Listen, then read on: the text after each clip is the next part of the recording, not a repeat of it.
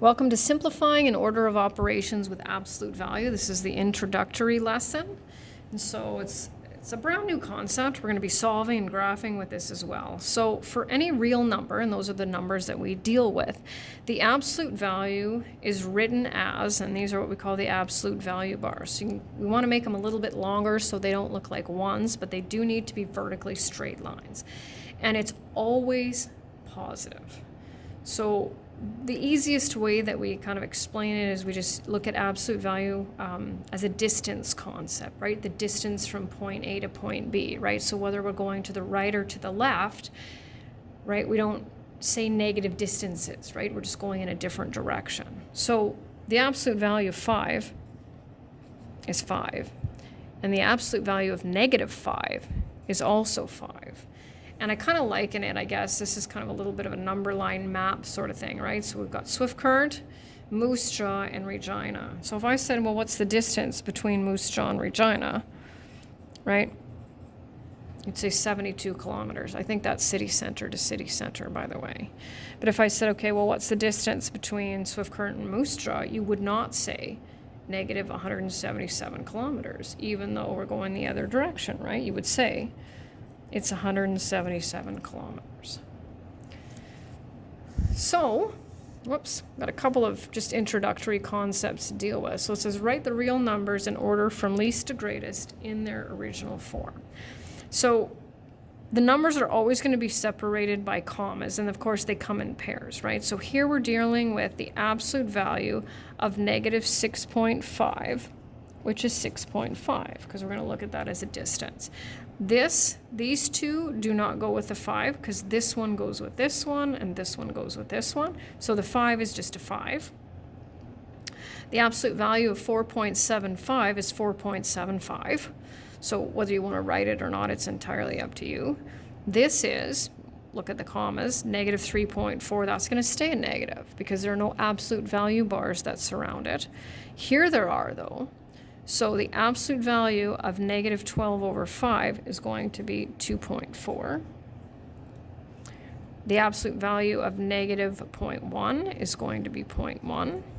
And here's And here's a negative number on its own that we're going to leave. And then here's another absolute value of negative 2.5 is 2.5. And so now we need to look at these, and we need to pick the smallest one. And we're just going to write them in order. So negative 3.4, negative 0.01, absolute value. And don't worry about that. Sometimes I over-exaggerate mine a little bit just so they don't look like ones. But as long as they're slightly larger, negative 12 over 5, negative 2.5. 4.75. I'm going to make that one a little bit longer. Kind of looks a little bit like a 14. 5. And negative 6.5. Sneak it in there. So then there's these ones. And this one I'm going to kind of, because I'm not going to quiz you on this, but it'll be on your unit exam. So you're going to have to just go back and take a look, because it says use absolute value to write the distance between the letters. So you can't just give me a distance, right? Let's say like 8, because there's no absolute value there. So we can do it one of two ways, right? We can take where M is and subtract H, or we can take H and subtract M. It doesn't really matter. So it's probably best if I maybe zoom out a little bit to help you see sort of where those are. I can't even quite get it to fit necessarily, but you can see the H over there, right? So I'll show you how to set these up. I might zoom in a little bit more. I'll just have to take a look. Hopefully you have a copy of the notes with this one. So absolute value, M is at negative 7, and H is at 5. So we work out what's inside those absolute value bars, right? And then the distance between M and H is 12. A and T.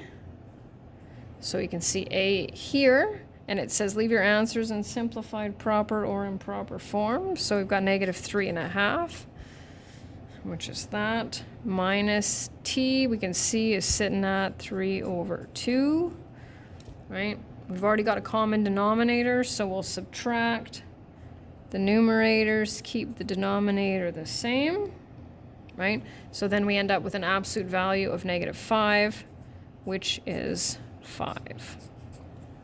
Sliding over, of course, m was way over there, right? And then here's t. So m is sitting at -7. T is -3/2. Well, we know how to deal with fractions. -14/2 minus 3/2 is -17/2. And the absolute value of that is 17/2. And then our last one, tuck it up here, -7/2 minus 5. So once again, we'll do our common denominator. And we actually end up with the exact same thing as the previous. Well, sorry. There we go. And then the last one, that's evaluating expressions with absolute values. So you have to be really, really careful with this, right? We can't just right away change that to a +6. We treat absolute value bars like brackets, right? And we always do what's in brackets first. So if there is a numerical expression inside the bars, then we'll simplify that, then we'll take the absolute value. So -6 plus 1 is -5, and the absolute value of that, of course, is 5. 3 minus 4, -1, oh, that's a large one, plus 8, minus, right, because these go together and these go together. I guess it doesn't really matter, I could do it that way.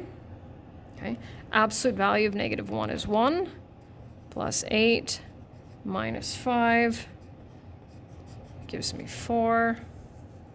And then the last one, we still have to deal with order of operations, so -4.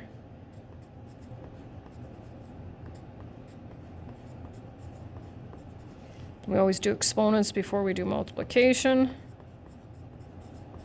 And we end up with -500.